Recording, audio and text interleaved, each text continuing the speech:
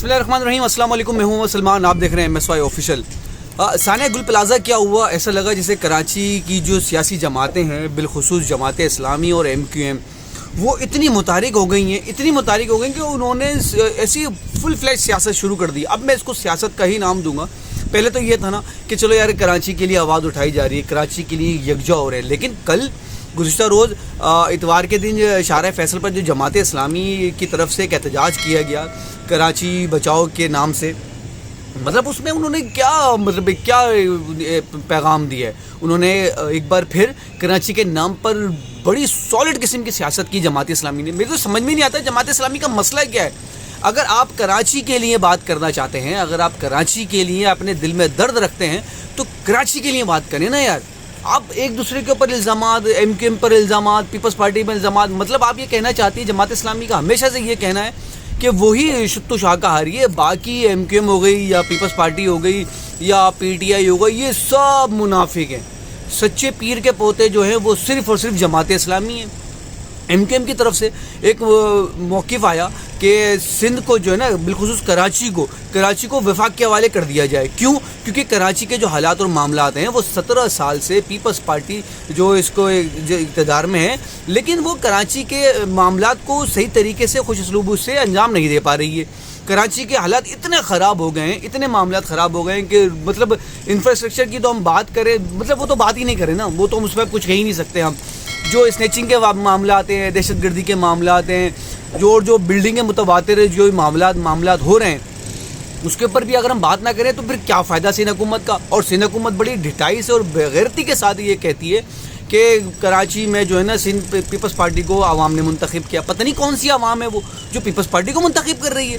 भाई आप peoples party को तमाम नुमाइंदे के जितने भी हैं कौमी असम्बली की और सूबाई सिंध असम्बली के, उन तमाम से एक इल्तिमास है कि खुदारा अपना वोट बैंक चेक करे, बिल्कुल तसल्ली से रिलैक्स होकर चेक करे कि वो आए कहाँ से हैं, वो मुंतखब कहाँ से हुए हैं, कोई दादू से, कोई फलाना से, कोई ढिमकाना से। और अब बात करते हैं कि कराची की आवाम ने हमें मुंतखब किया। अब कौन सी कराची की आवाम ने मुंतखब किया भाई? कोई एक सिंगल MPA आपका कराची के शहरी इलाकों से मिल जाए तो बड़ी बात है, चंद एक हो वो एक अलग बात है।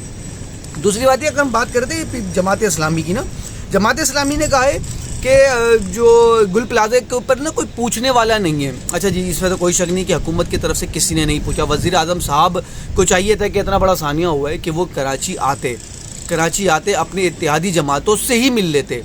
उनके इत्तेहादी जमात पीपल्स पार्टी भी और MQM भी है, कम से कम MQM से या पीपल्स पार्टी से मुलाकात कर लेते। और वो भी उस वक्त जब MQM की तरफ से इतना बड़ा मौक़िफ़ पैगाम दिया गया है कि वफाक के हवाले किया जाए कराची को, उस वक्त तो आके कम से कम मिलते। कोई एक सीनियर मिनिस्टर ही आके मिल जाता, कोई एक सीनियर लीडर ही आके मिल लेता इनसे। लेकिन नहीं जी, उन्होंने एक बार फिर हुकूमत ने ये बताया कि MQM को ये पैगाम, वाज़ेह पैगाम दिया कि आप हमारे इत्तेहादी हैं सिर्फ हमारी वजह से, वो भी इसलिए क्योंकि हमने आपको चाहा है कि भाई आप हमारी हुकूमत को बचाए रखें। और आप आ गए ना तो बस अब आपकी औकात वो वाली नहीं है MQM की। MQM अब वो गई, वो वक्त गया खलील खां MQM का, जब वो फाख्ता उड़ाया करते थे, जब वो धड़ल्ले से 90 पे बुलाया करते थे। वो 90 पे इसलिए आके माथा टेका जाता था क्योंकि वो उस वक्त के जो मामला थे ना, उस वक्त जो आपके रूहानी अब्बू थे वो आप लोगों के लिए ज़िंदा थे, वो आप लोगों के साथ खड़े हुए थे। उनकी जो सियासत थी वो इसके आगे ये सब थल्ले लगे हुए थे, चाहे वो पीपल्स पार्टी हो, चाहे वो नून लीग हो, चाहे वो कोई भी हो। मुशर्रफ साहब जैसे डिक्टेटर को MQM ने उस वक्त के MQM ने थल्ले लगा दिया था। थल्ले क्या लगा दिया था कि वो मुशर्रफ साहब भी उस वक्त के जो डिक्टेटर थे वो भी MQM के ज़ेर असर थे, वो भी MQM से पूछ कर चाहे करते। मतलब मामलात इतने सॉलिड थे MQM के। आज आपने अपने बानी को साइड लाइन तो कर दिया, लेकिन आज आपको कोई मूल लगाने वाला नहीं है। आप भड़के तो बड़ी मार रहे हैं कि वफाक के हवाले कर दो और ये कर दो और वो कर दो, फलाना कर दो। किसने सीरियस लिया आपकी इस बात को? कि एक सिंगल जगह से इस वफाक की तरफ से या वफाकी नुमाइंदे की तरफ से कोई एक सिंगल मौक़िफ़ नहीं आया। मतलब ये तो बात की बात है, तो देखेंगे ये तो होगा। 28वीं तरमीम का जो MQM को लॉलीपॉप दिया गया है ना, वो भी एक लॉलीपॉप ही है।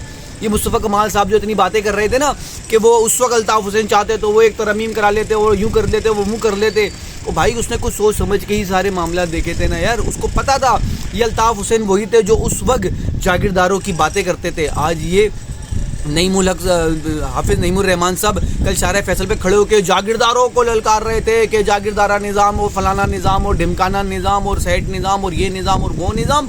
بھائی یہ وہی نظام ہے جس کے خلاف الطاف حسین کھڑا ہوا تھا. یہ وہی نظام ہے جس کے خلاف الطاف حسین نے متواتر باتیں کی ہیں, مختلف تقاریر میں مختلف جلسوں کے اندر اس نے یہی باتیں کی ہیں, اور یہی وجہ رہی ہے جو الطاف حسین کو سائیڈ لائن کیا گیا تھا. اچھا جی, اس پہ تو حافظ نعیم الرحمان صاحب نے بڑی باتیں کی.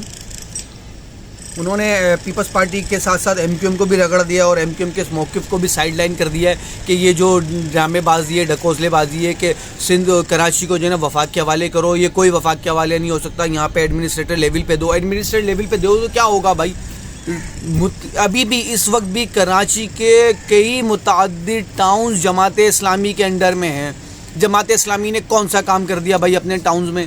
کون سی روڈیں بنا دیں, کیا کر دیا؟ چند ایک روڈ کے اتنے عرصے میں ایک روڈ بھی اگر جماعت اسلامی نے بنا دی تو کون سا تیر مار دیا؟ اربوں روپے جماعت اسلامی کھا گئی, کوئی پوچھنے والا نہیں ہے. جب پیپلز پارٹی کی میئر کی طرف سے مرتضی وہاب صاحب کی طرف سے یہ ایشو اٹھا کہ بھائی ہم نے اتنے ارب دیے, تو جماعت اسلامی نے فوراً شیخ چلی بنتے ہوئے یہ اتنی سیلریز وہاں گئیں, اتنے پیسے یہاں گئے, ایک حساب کتاب مونوپولی والا جو حساب کتاب تھا وہ انہوں نے آگے رکھ دیا. ابھی بھی اگر آپ ٹویٹر پہ جائیں, ایکس پہ جائیں اور ایکس پہ سرچ کریں نا کہ کراچی کو الطاف حسین کے حوالے کرو, 36,000 مطلب ٹویٹس ہیں, 36,000 یہ ٹرینڈ چل رہا ہے, 36,000 جگہ پر یہ ٹرینڈ چل رہا ہے کہ کراچی کو الطاف حسین کے حوالے کرو, یہ وفاق کے حوالے کرو. یہ تو بات کی بات ہے, وفاق کے حوالے ہونا نہ ہونا تو ایک بات کی بات ہے کہ وفاق کے حوالے ہوگا بھی نہیں ہوگا, اس میں بھی بڑی رائے ہیں. سندھ حکومت سے سندھ اسمبلی سے 2/3 اکثریت کی آپ کو کامیابی چاہیے یہ آرڈیننس پاس ہونے کے لیے. کیا آیا کہ وفاق کے حوالے کیا جائے گا بھی نہیں جائے گا؟ اور اس وقت سندھ اسمبلی میں آپ کی یہ حیثیت, یہ اوقات ہے, یہ برتری حاصل ہے آپ لوگوں کو. جماعت اسلامی مطلب حافظ نعیم الرحمان صاحب, آپ سندھ اسمبلی کی آپ کی سیٹ ہے, کیوں نہیں جا کے بیٹھتے؟ آپ کیوں نہیں جا کے بیٹھتے سیٹ پہ؟ آپ کو ایک چوڑا پنے کہ میں امیر جماعت اسلامی ہو گیا ہوں, اب میں پورے پاکستان کے ابایا پورا اپنی جماعت کے امیر ہیں بھائی, سندھ اسمبلی کے امیر تھوڑی ہیں. آیا کہ اسمبلی صحیح کہہ رہے ہیں مراد علی شاہ کہ آپ آگے اپنی سیٹ پہ بیٹھیں اور اپنے حلقوں کے لوگوں کی نمائندگی کریں بھائی. کہ آپ شارع فیصل جام کر دیا, اور یہ بھی بس میں بڑی مزے کی بات یہ مراد علی شاہ صاحب کہہ رہے ہیں کہ شارع فیصل جام کر دیا اور لوگوں کو اتنی پریشانی ہو رہی ہے. ابے بھائی آپ کی طرز حکومت میں 17 سالہ حکومت میں جو لوگ عوام رل رہی ہے, آپ کو اس وقت یہ خیال نہیں آیا؟